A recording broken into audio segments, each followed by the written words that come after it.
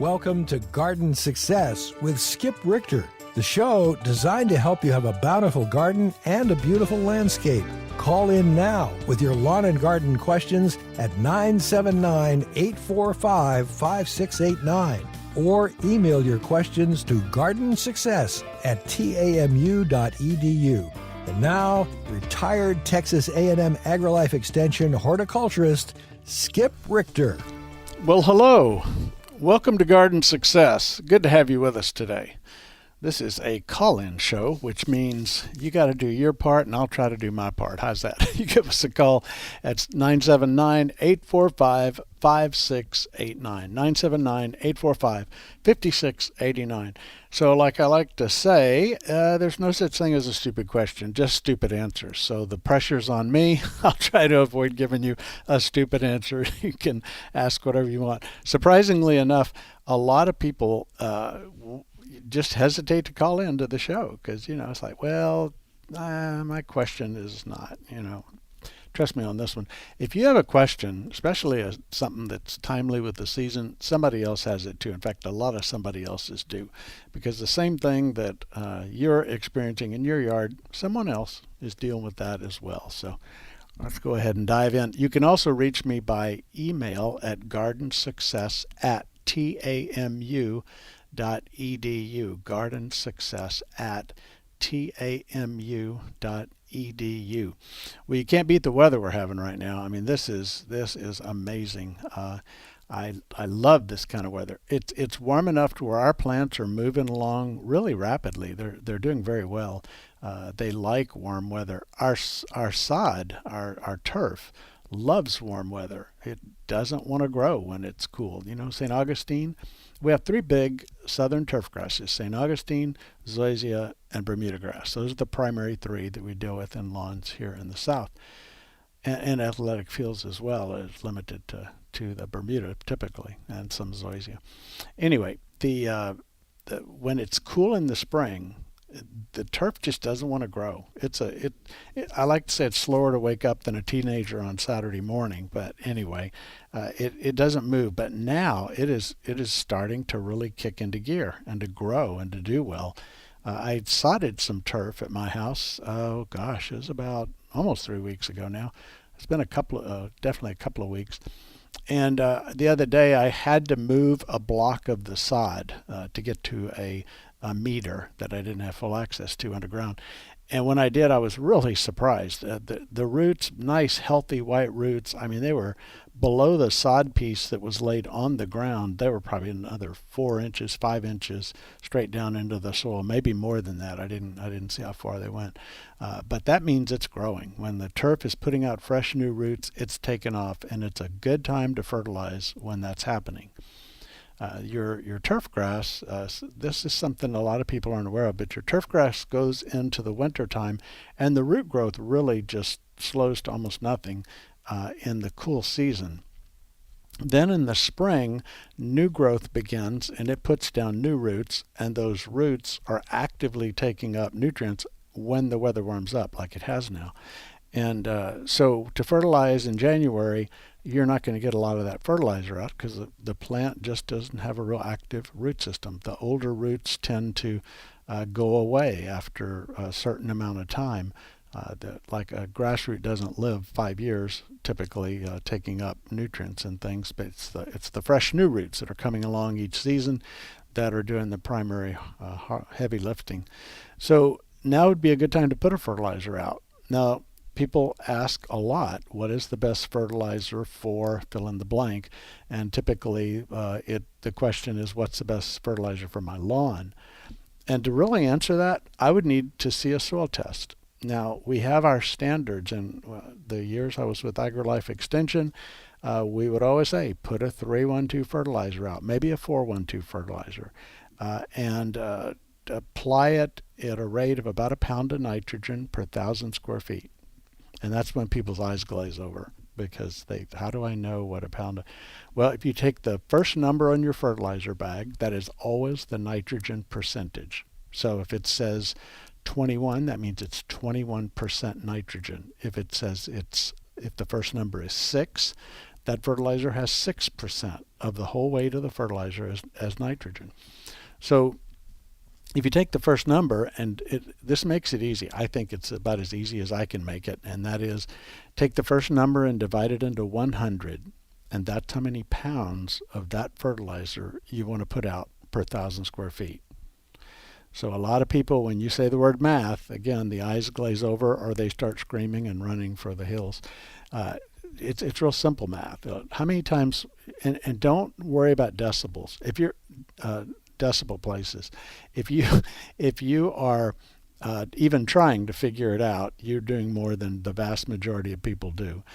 So how many times does 21 go into 100? Well, 20 goes 5 times. 20 times 5 is 100. So that would mean 5 pounds of that fertilizer per 1,000 square feet. How many times does 6 go into 100? Well, it goes about, again, don't worry about decibels, about 16 times. So it would take 16 pounds of that fertilizer per 1,000 square feet to release your pound of nitrogen. Now, there are variations. Some fertilizers are slow release, some are immediate release. If at all possible, choose a fertilizer that is called slow release.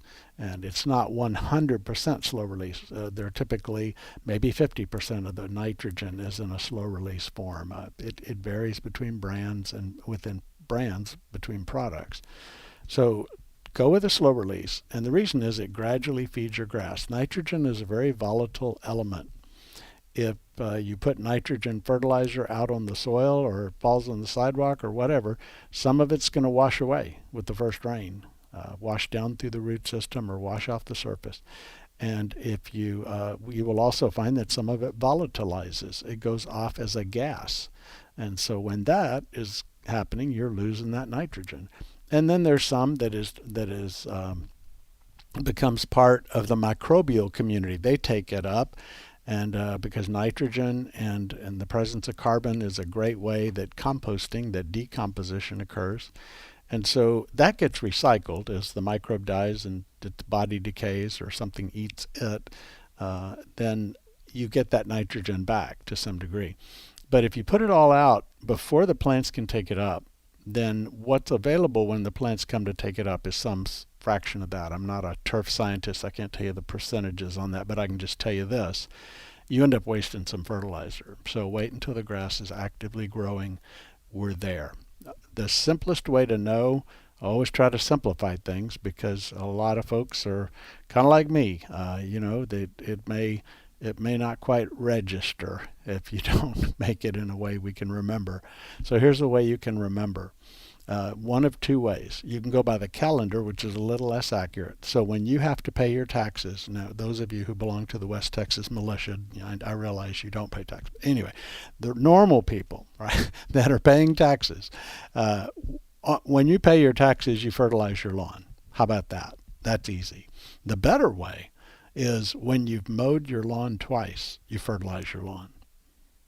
Now that's to get the maximum use and benefit out of your fertilizer. It's also another reason why slow release fertilizers are good, because we don't tend to lose the nitrogen as fast from those as we would from an immediate release. So anyway, either way you want to go about it, write one of those down and just remember that, and that'll make it easy. So let's summarize that. You fertilize either when you pay your taxes, and that applies, by the way, here in the Bryan-College Station area. If you live in Brownsville down in the valley or Dalhart up in the Panhandle, that's different. But for you guys here, yeah, when you pay your taxes or when you mow your lawn twice, and that applies wherever you live. That makes it easy. That is our southern turf grasses that I'm speaking about. So go for that. Do the best you can. Now, that is the best guess. That's what I was saying for decades in AgriLife Extension. That's how I told people to do things. What we also tell people is have your soil tested. And I realize that despite the fact that that is the best way to know how to fertilize, a lot of people just aren't going to do that. And so we give them the simple rule of thumb that is close to accurate in most cases. Okay. Now, why do we say soil test? Well, what if I recommended a 3-1-2 just a minute ago. I said go for a 3-1-2 or 4-1-2 ratio fertilizer. So that middle number, phosphorus, that is a super low number, and the potassium being in the middle, that's a middle level number, 3-1-2. What if your potassium was just really almost absent from your lawn, just super low rates? Well, then 3-1-2 would not be the best fertilizer. You would want to add more potassium than that. What if the potassium was through the roof? Well, you would want to add less than that. And without going into a lot of nerdy details on all of that, it's just to say that if you're going to grow something, get your soil bank account right before you plant. And as you're maintaining, fertilize according to what the bank account says. So when you send a soil test in, they will tell you the ratio of nutrients in the sample of soil you sent them. And when you send that in, they'll tell you what you need. Not just the big three, nitrogen, phosphorus, potassium, but other things like magnesium, sodium, there calcium. There's a lot of different nutrients that are kind of secondary in the level that are needed. And then there's trace minerals that are needed in tiny, tiny amounts, but they're essential. Tiny amounts, but essential. And if you take your soil testing a level up, you can also find out what the levels of those are. And so the combination of pH and nutrient content helps us to advise you on the best way to go about fertilizing and to have success. Now, before I leave fertilizing, first of all, I need to give you our phone number again. I say it's time, help me call in, and then I talk the whole time, and everybody just listens and doesn't call. 979-845-5689. 979-845-5689. So the last thing I need you to do is right now, as you're listening to radio, I need you to hold up your right hand and make this oath with me. I will not return my grass clippings. I will return my grass clippings to the lawn. I will not put them in bags and pay somebody to haul the fertilizer I bought away.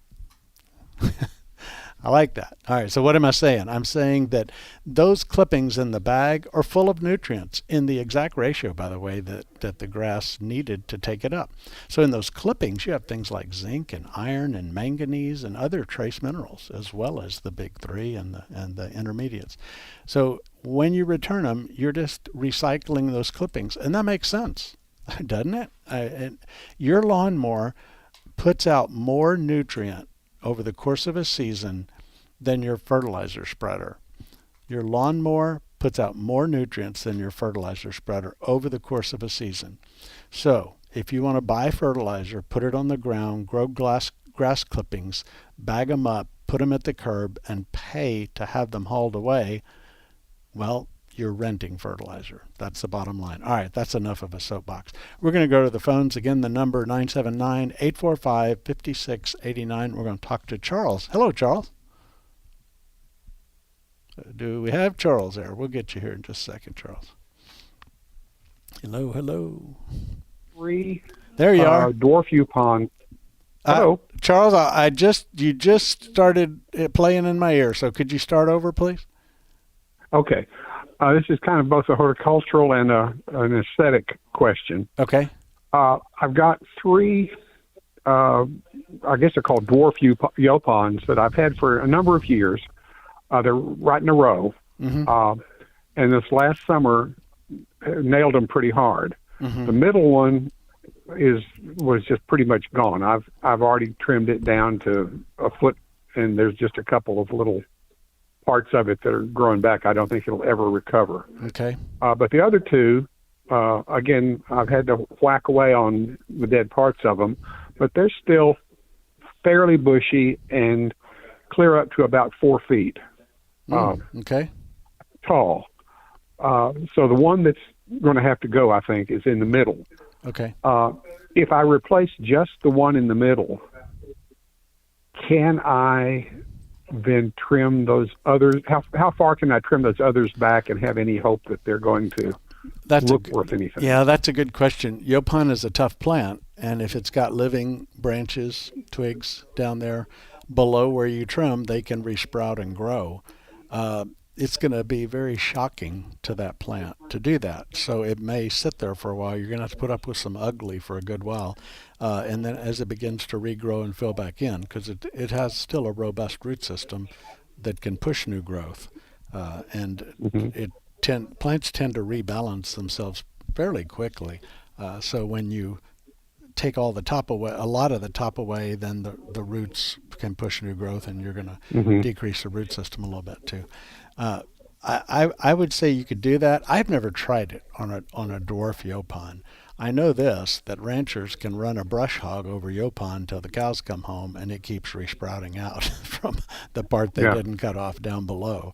So I would think that's an option for you to get a little bit of a balance, to your hedgerow. Okay. Yeah, my concern is that the two that are still there, that they're probably 12 years old, so they're not so dwarf. They're actually up to about chest high. Yeah, no kidding. And if I trim them way back, it's going to basically I'm going to cut off all the growth. But yeah, you think that they would still bring back? I know that's unnerving. I would do that. I think it would be fine. I've just never done it to dwarf yaupon, and that I'm just trying to think, would there be any reason there'd be an exception with it? But I don't think so. I know things like cenizo or Texas sage, the kind of silverleaf plant. You can cut those way back, and they'll resprout and come out. But there will be a period of time where that intense shock, and you've removed most of the carbohydrate production from the plant by taking the leaves off. It's going to have to resprout and get going again. It's like stopping a car going down the highway and then trying to get back up to speed again. They're just going to start off slow, but it'll come back out, I believe. Okay, so if I do this, this would not be the year to take pictures of Better Homes and Gardens for. No, but what you should do is you should take a picture before you do it, and you should take a picture after, and then display them in reverse order and say, my yaupons were practically dead, and I used XYZ fertilizer, and look at this growth that they put on. And look for sponsorship. Okay. That's funny. Thank you very much. At least it amused me. Thank you, Charles. I appreciate the call. Yeah, there we go. There we go. Our phone number, 979-845-5689. Let's go now to Mary. Hello, Mary. You got me on now? Yes, I do. I have seen at least two fuzzy, hairy black caterpillars in my yard. Okay. And I don't use fertilizer or chemicals or anything like that. Okay. They're in different places, and I don't know whether they're good or bad caterpillars. Right. Mary, could I get you to turn that radio down? We're kind of trying to hear you instead of that, so thank you. Mary, I can't identify a caterpillar just based on a couple of colors and fuzz, but I will tell you that I'm about 80% sure you're talking about a salt marsh caterpillar. There have been a lot of those little fuzzy black and orangish, primarily black, caterpillars that people are reporting seeing crawling around the place. So that would be salt marsh, most likely.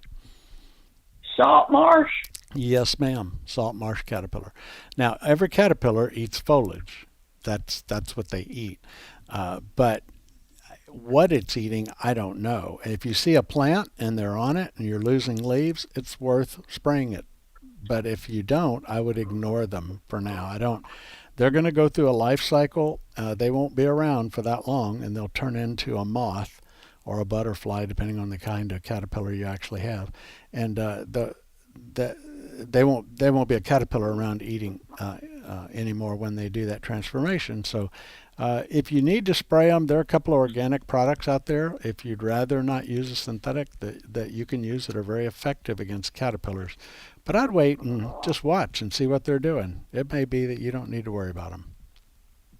Most of these are in the grass. Yes. Okay. Again, look where they are. Look at the plants. Are their leaves missing? Or their grass blades all chewed off? I doubt it. I doubt that. But there's a possibility, and if you do, then you can spray them. Okay, thank you. All right. Thank you, Mary. Appreciate that call. Our phone number is 979-845-5689. 979-845-5689. I had an email come in. By the way, the email is gardensuccess@tamu.edu.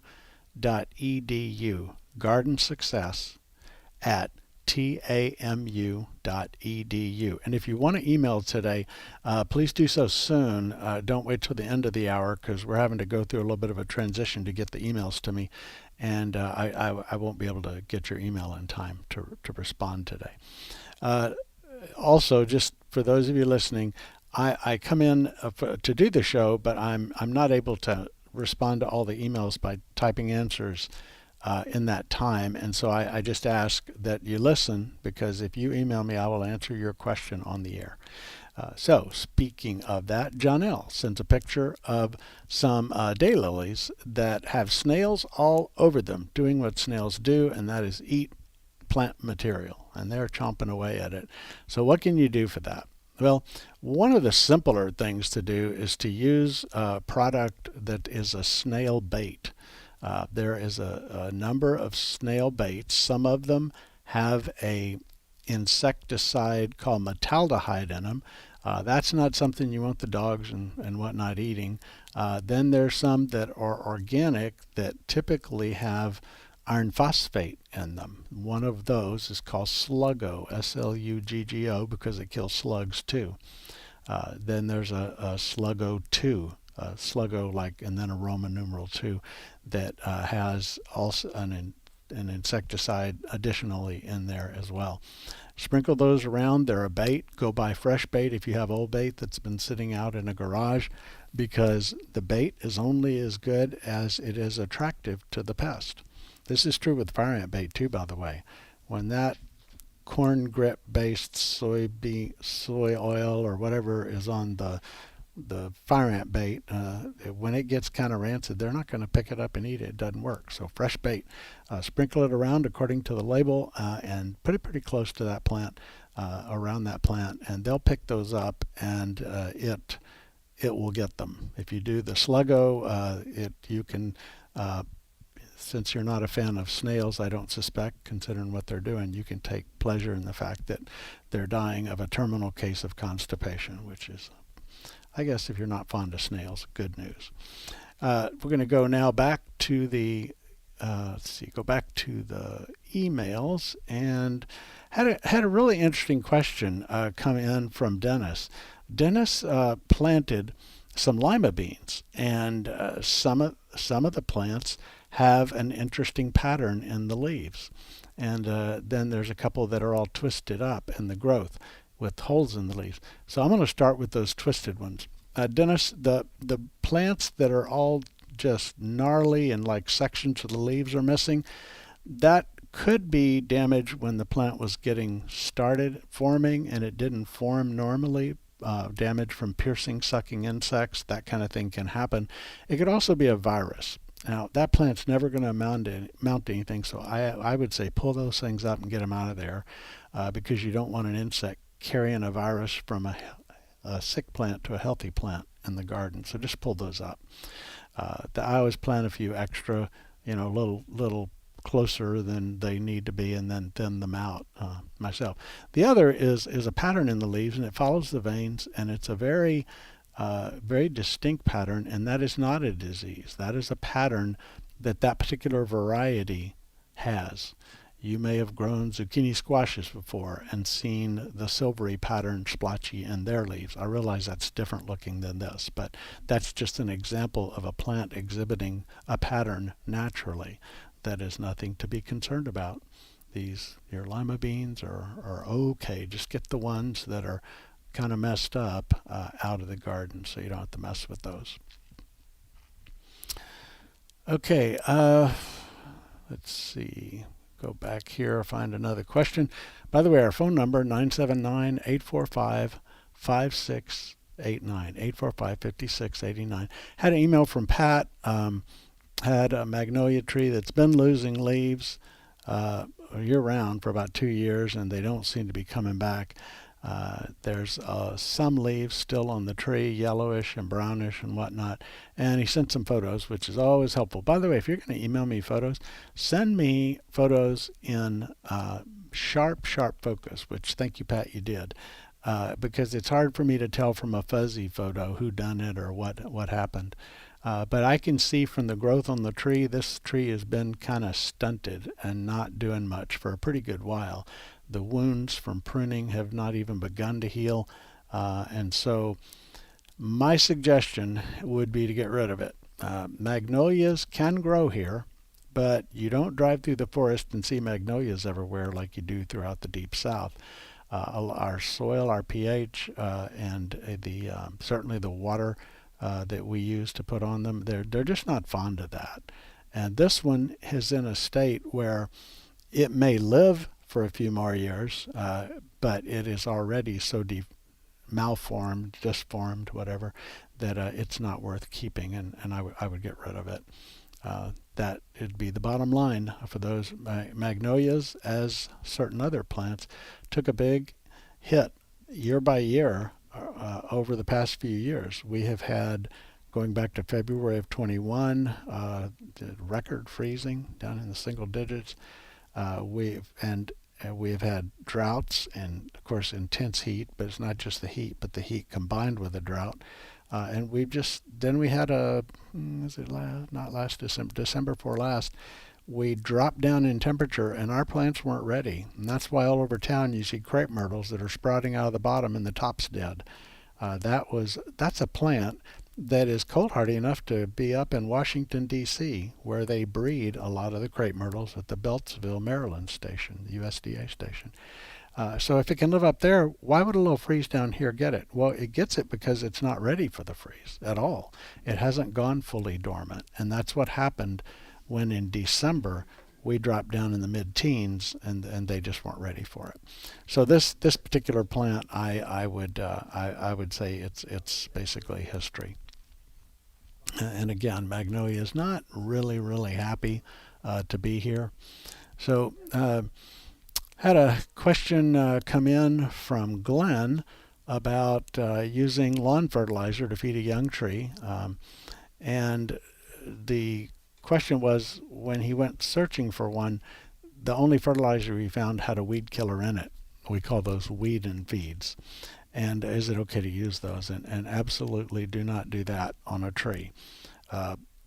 There are different types of weed and feed. Some have a pre-emergent, prevents weed seeds from germinating. Those are not as big of an issue.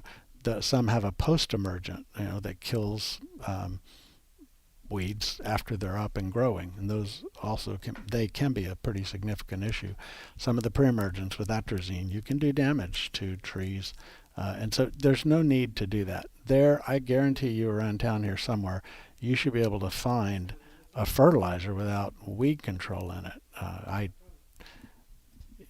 I'm not going to bring up the places you searched on the air, but I can tell you that you should be able to find that kind of fertilizer, like a producer's co-op, for example, up there. They are going to have a wide range of fertilizers. Let's go to the phones now. The number 979-845-5689. We're going to talk to Elizabeth. Hello, Elizabeth. Hi, Skip. I'm thinking about the snail question from Janelle. And okay, I understand that we need to put the snail bait around the base of the plants that extend many feet out. But is there anything that we can put on the leaves of the plants that will discourage the snails, or do we have to go through and get all the snails off it before the bait's going to do any good? No, you don't have to get the snails off. They'll leave the plant. And yes, the baits need to be real close to the plant. Unlike fire ant baits, the fire ants are roaming far and wide in their foraging. The snails don't do that, and so you just need to put it around them so that they can pick them up. As far as what can you spray to the leaves, I don't know. I've never seen a product, and maybe I just wasn't paying attention, that you spray on leaves for snail control. Usually people use the bait option for snails and slugs. if someone is listening who knows different, maybe one of our folks in the entomology department or something, please do let me know, because I would like to know that. But I would stick with the bait as the option. Okay, so you're saying that the snails on the leaves are going to drop down to maybe eat the bait. Yes. And then they'll be killed. Yes, and having said that and listened to those, my words echo in my head, the ingredient metaldehyde has been used as a bird deterrent on burying plants in the past, and some of the baits have the metaldehyde. If there was a product that just had metaldehyde and was labeled for this, you could spray it on the leaves, because that is how it was applied for berries in a bird detergent. It has some issues, though. I don't deterrent. It has some issues, so I'm not real crazy about it. I think just doing the bait is going to be good enough. Okay. Thank you very much. All right. Thank you. I appreciate your call, Mary. We're going to now go to the phones and talk to Gary. Hello, Gary. Hey, Skip. Hey. Hey, I have a question about transplanting a perennial that I have. It's established in one spot, and I want to move it to a different location. Mm-hmm.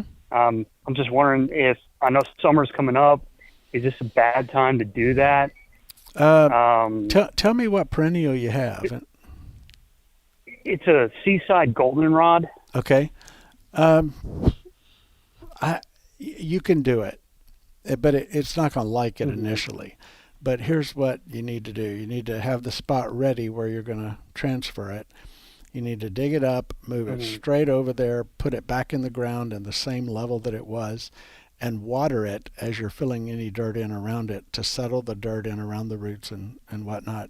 And then if you want to be a little extra careful, if it's got some western sun exposure, if you could put anything to shade it on that side just for a while, just for 2 or 3 weeks, just to kind of help it with the, it's lost a huge amount of its root system in digging, and so that you don't want to put the demands on the plant of heat and sunshine, and so I would do that just as an extra measure if you're able. I've never tried to transplant goldenrod.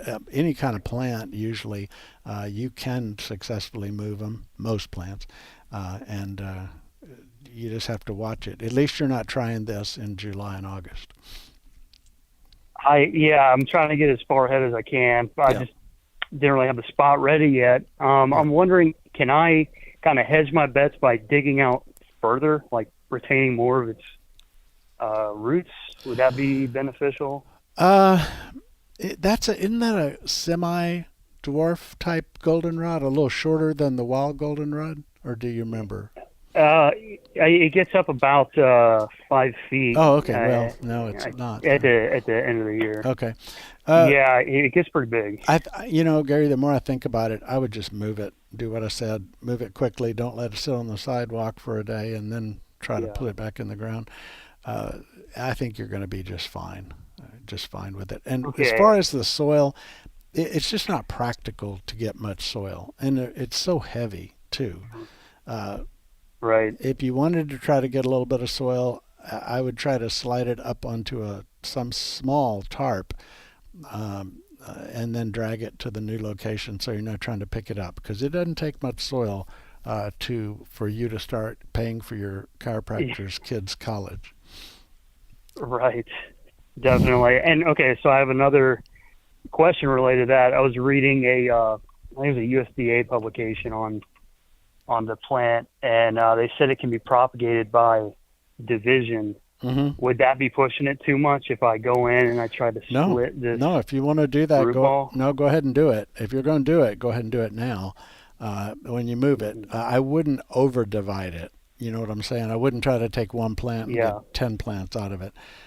But if you need to do a little division, that's fine. It does have that underground structure, and so I just think it's going to be okay. Okay, sounds good. Yeah, I'm gonna try to split it into three chunks, and I'll make it as quick as possible. I'll go ahead and rip that Band-Aid off. All right, there you go. All right, I appreciate it. Hey, thanks for the call. I appreciate that. All right, have a good one. Mm-hmm. Bye-bye. Our phone number is 979-845-5689, and by email, gardensuccess@tamu.edu. By the way, going back to Glenn's email, I was saying don't use weed and feed for fertilizing your tree, because you're going to wash that fertilizer down in the root system for sure. But whenever you get a fertilizer, if it's a standard kind of lawn fertilizer, you're going to put a cup or two per inch of trunk diameter. So if you had a tree, let's say it was the trunk was the size of a soft drink can, we'll say that's about 3 inches across. And so you would put 3 to 6 cups of fertilizer, not at the base, but spreading it in a circle, if possible, that goes out as far as the branches do on the tree. And it just really spread, and then water it in really well. The most important thing you do for a tree that you're wanting to grow faster is water it. They can survive, but survive and thrive are two different things. And so if you want to get good growth, number one, mulch all around the tree as far out as you can stand to look.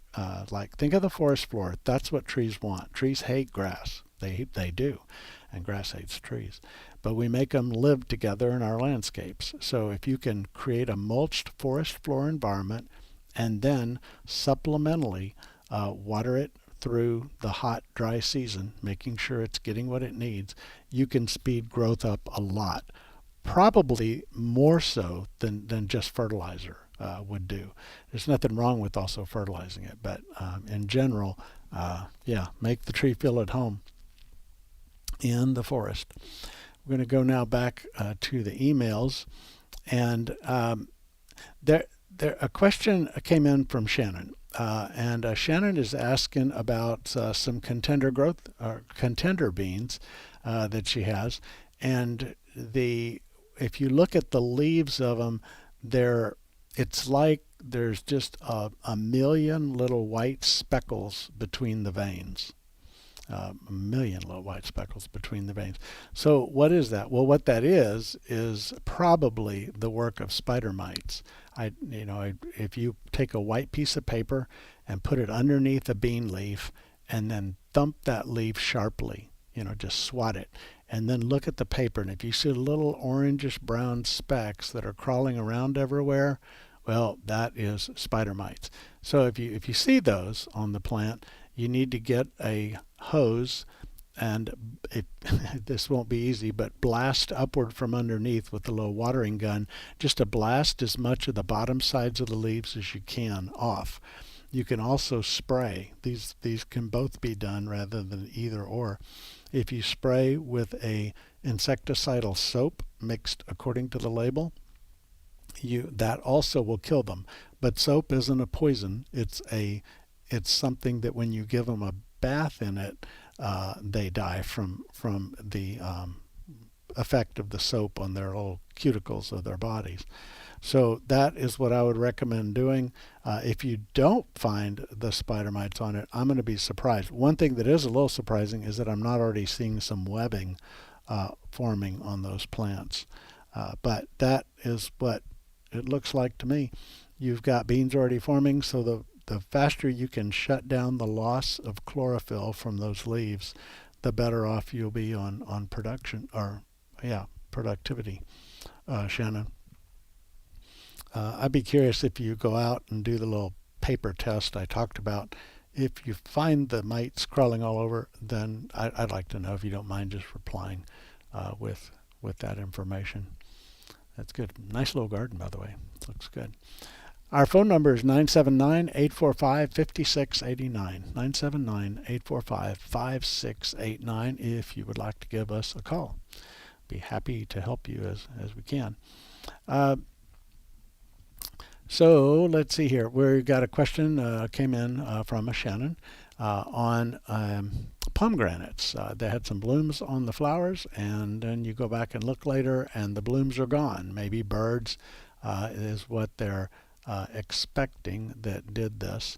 Well, Shannon's put out some organza bags, it looks like, over the flowers, and I think that would work. That should work. Now, if it were squirrels or something else, I don't know about those organza bags working. By the way, for those of you who are wondering what that is, imagine a bag made out of a fine netting with a drawstring on one end. That's what they are. They come in all sizes. You can go online and buy them. Just search for organza bags, and they come in all sizes. I've used them for different things, plant breeding and seed collection and whatnot. But some people tell me that they do help with bird problems on plants. I'm not going to officially say that is true and dependable, effective, but the folks that have told me that I tend to believe. Organza bags, so whatever's attacking them, it depends on what they are. Okay, let's see here. We're going to go back to the emails again. Boy, there's quite a few emails coming in. Morgan wants to know, is there a way to kill grass that is grown in and among the onions or other garden veggies? And Morgan, there is. We can divide plants. One way we can divide plants is into three categories: a grass, a broadleaf, and a sedge. Sedge is like nutgrass. That would be a sedge, or cyperus. The big cyperus plants or sedges. There are products that just kill grass, and I don't know if they're labeled for onions, and I can't do two things at once here very well, so it's kind of hard for me to check on that. But if you look for a product that says it's a grass killer, go to a place that knows what they're talking about and say, do you have a grass killer? And the first four letters of the ingredient is Seth, the boy's name, S-E-T-H. S-E-T-H. That is sethoxidin, and that is an example of a grass killer. Okay? There's another one that F-L-U-A-Z, fluaz. That's another example. I guess that's probably the best that I can tell you. Now on the onions, we're just going to have to read the label. So we're in the store before you buy it.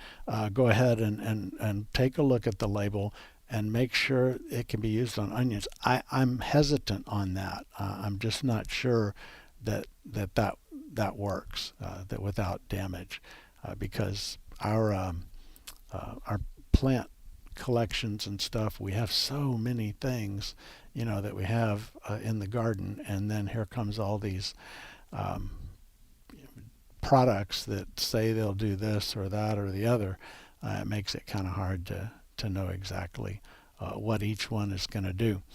I'll try as we're going along here if I can do a little bit of searching for you and get ahead of that. So yeah, there's one called Grass Killer on the market. There's another one. Used to be one called Grass Be Gone. I don't think that one is in there. But every brand is going to have its own versions and stuff to help you along.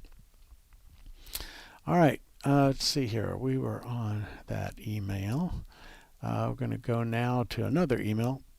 Linda sends an email about the new growth on tomatoes is curling up, and thinks it may be an herbicide, but she didn't spray any near them. Cut off all the curled parts. Is there any hope to produce more leaves? I'm not really able to get a good look at the photo. It's embedded in the text, but the parts that I can see do look like one of two things, either a herbicide or a virus. Tomatoes have several viruses that will attack them, and a tomato gets a virus just like a human would get malaria. A mosquito flies over, bites one person with malaria, carries it to a person who doesn't have it, and injects them, and as a result of its feeding, and so that's how you get malaria. Well, the viruses are the same way. It's not a mosquito, but it's bugs, insects that do this. And once a virus is in a plant, there's no curing it. It shows up first, usually, on the newest growth that's coming out, gets all twisted, malformed, and other types of things. And so if you prune those out and new growth comes out with that again, you may well have a virus. The herbicide can be plants can get the herbicide damage different ways. Of course, if you spray a plant with herbicide, it's going to get it. But I often have people say, no, I didn't spray my plant with any herbicide. But if the lawn nearby is treated, some of the volatile products, especially 2,4-D types of products, can drift on the wind and even a slight breeze, and can affect plants that are very sensitive. And tomatoes are one of the most sensitive types of plants that we have. And that is a possibility. The third way that you could have gotten virus damage is if you had a sprayer that in the past had broadleaf weed killer in it and it wasn't washed out properly, or you washed it out and you didn't flush the wand, that stayed in the wand. Then when you come out and spray your plants, you can still get damage on super sensitive plants like a tomato. There is also problems with some types of mulch. Manure and hay harvested from pastures where certain types of brush killers were used, that can still contain enough of that brush killer in the manure or in the hay taken from the pasture, the manure from cattle that fed on the pasture, or the hay cut from the pasture, to really damage your plants in your garden. And so that would be another. So if you can kind of look through all of those and you eliminate all of that, then I suspect what you have out there is a virus. One other thing to check on it is if you see a plant here and there showing the symptoms, but overall maybe their plants aren't all showing it. It's just like a healthy plant, an infected plant, and then a healthy plant. That looks more like the way a virus comes in, because that's where that bug landed and fed, right?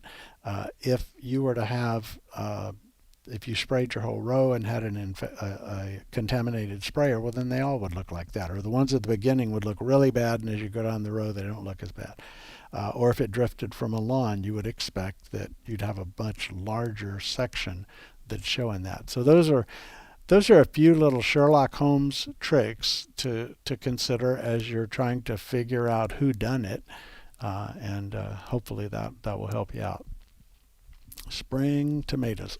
We always get questions on the viruses and things like that attack them. Our phone number is 979-845-5689. 979-845-5689. If you are interested in asking a question, we've got about 10 minutes left here in the show today, so you should go ahead and call now sooner rather than later, and we'll try to help you with whatever kinds of questions you had. I started off talking about turf and fertilizing turf and taking care of our lawns and things. Right now, the turf is very happy. Most of the broadleaf weeds that were winter weeds that really took off in the spring, most of those already have viable seeds that have been set and in many cases already released from the plant. When that's the case, there's not a lot you can do. Spraying a mature weed that already has seed on it is usually not going to accomplish anything to speak of. And plus weeds, when they become reproductive, seem to be more resistant to showing or having the significant damage from those products.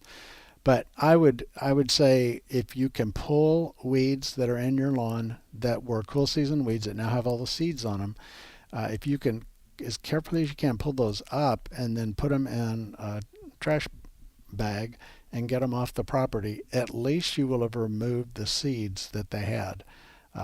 These plants are capable of producing a bunch of seeds, and when they do that, they sentence you to years of weeding as a result. So if you can do that, it would be good. If you have a lawnmower and you haven't mowed yet, set it as low as you can and try to capture all those weed seeds as much as you can into the bagger. Depending on your mower, how well it is, how good it is at mulching and the particular weeds and stuff, that may be very successful or not very successful, but at least that way you're getting what you can out of there. Warm season weeds have germinated. That started back in March in this area, and those little weeds are now sprouting out pretty good fresh growth. The crabgrass, the grass burr, And a number of other warm season weeds are starting to do their thing too. So we're kind of caught in between the two on those. When you have a grassy weed and a grassy lawn, you're kind of up a creek. There's not a whole lot of things that can help with that, because to kill the grassy weed, you kill your grassy lawn with the things I was talking about earlier. That was for killing weeds in the flower beds. So anyway, do your best to prevent weeds. When you have them, try to deal with them before they establish, or before they form seeds and become reproductive like that. That would be my best suggestion if you want to have success. Just see here. Going back to the call about the onions, I did find one of the grass killers, and it does have onions and garlic on the label because it has a days to harvest. So you don't want to spray it on those, in this case within 30 days to harvest from this particular product. But anyway, you can watch for that. And this is the one that begins with the boy's name Seth. But remember, every herbicide label can be different. Even with the same products, there can be variations on the label. So always read the label. I made you promise that you were not going to ever bag your clippings now. Well, I just told you a minute ago that you can bag them if you have weed seeds. That's the only time. I'll give you one more time. When you have not been mowing the lawn for 3 weeks in the summer and it is just really tall, and you're cutting it back, well, it might be okay to bag them then, just because you're going to look like a hayfield after you cut that grass. But in general, you don't. So the other thing, I need you to raise your hand. Again, I'm sorry to do this twice today. Hold up your right hand and say, I promise to read and follow the label of every product I buy, whether it is synthetic or organic. Right? Good again. I promise to read and follow the label of every product I buy, whether it is synthetic or organic. I see so much of the time people misusing products. And in lawns, there are products that can do damage to your St. Augustine. There are things that prevent weed seeds from sprouting pre-emergence that can cause your St. Augustine to not develop roots into the ground. They just club off as they're coming from the runner trying to get onto the ground. That is a problem when it's going to be July and 100 degrees for 100 days and etc. No rain. You need those roots. There are other products that are broadleaf control post-emergent. You use them once the temperature gets up in the upper 80s. Let's say, just to go a little further than that, it's 92 degrees and you're out there spraying those products, which in spring didn't hurt your grass, but now they do. They set it back and they cause problems. But it's on the label. Just read and follow the label. And one little extra info fact on that is, forget the idea that if a teaspoon's good, a tablespoon's better. It is not true. It is not true. If you kill something dead, you're not going to kill it deader than dead, right? Now, just as an example of why, one of the reasons why this isn't true, if you were a company, whether you're High Yield or Monterey or Bonide or, I don't know, any of the lawn and garden companies, and you were selling somebody a product to kill weeds in their lawn, wouldn't you want to tell them to use more of it? Because then you sell more product. You make more money. Why do they have a label and say just use this much? Well, it's because it will damage your lawn. So the problem in a lot of these products, and I'm not going to get in the organic synthetic debate right here, but a lot of the problems with these kinds of products is on the user's end. These products are tested to avoid damage to all kinds of things. Does it run off in the water and kill fish? Is it toxic to people that traipse across the lawn after it's been sprayed?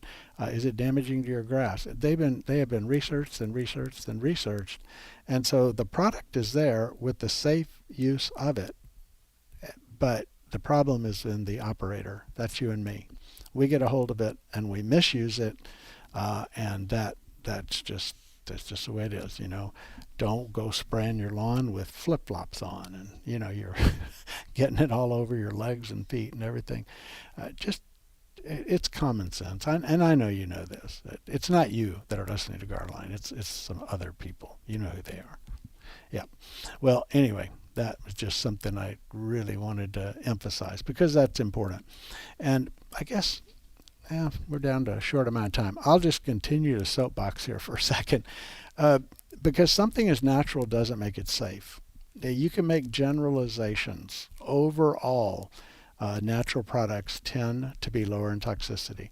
Natural products tend to break down in the environment faster, so the length of the time that a residue or something might be out there is less.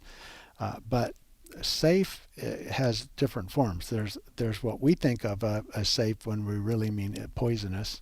How much do you have to eat to be lethal? That's poisonous. That's acute toxicity. There's other things of safe. There's the effects that it has on, for example, carcinogenicity. Could it possibly cause cancer? And then there's safe in terms of the vegetable pests and beneficials complex that's out there. So let's take insecticidal soap. That is about the safest from the first definition I gave there, about the safest thing you can put in your garden. We give our bodies baths in soap every day.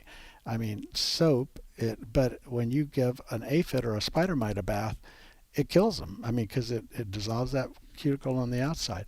So, but what about a lady beetle larva? It kills it. What about a lacewing larva? It kills it. Both of those are helping you with your aphid problem, by the way. What about beneficial mites that actually eat spider mites? It kills them.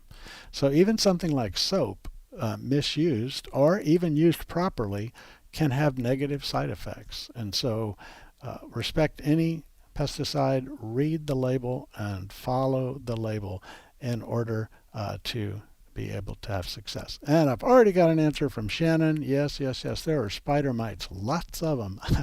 I think so. That degree of damage is pretty advanced, so hopefully you can get those under control. Well, you've been listening to Garden Success. I'm your host, Skip Richter, and we are here every Thursday from 12 to 1 to answer your gardening questions, to try to help you with research-based advice. That is something that is really important. When you look out there in social media and things, you see a lot of claims and a lot of advice that just ain't true. It just ain't true.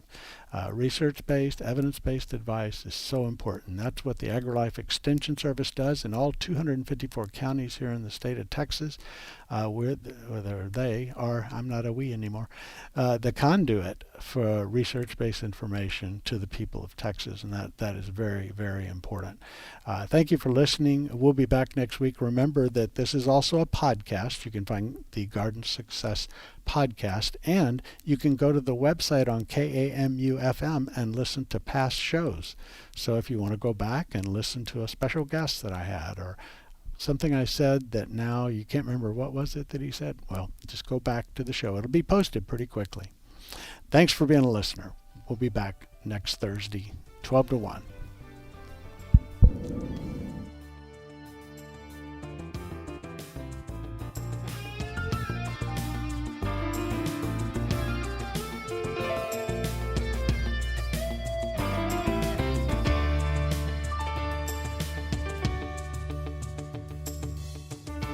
You've been listening to Garden Success with retired Texas A&M AgriLife Extension horticulturist Skip Richter. Join us again next week as Skip discusses your questions about gardening and landscaping in the Brazos Valley.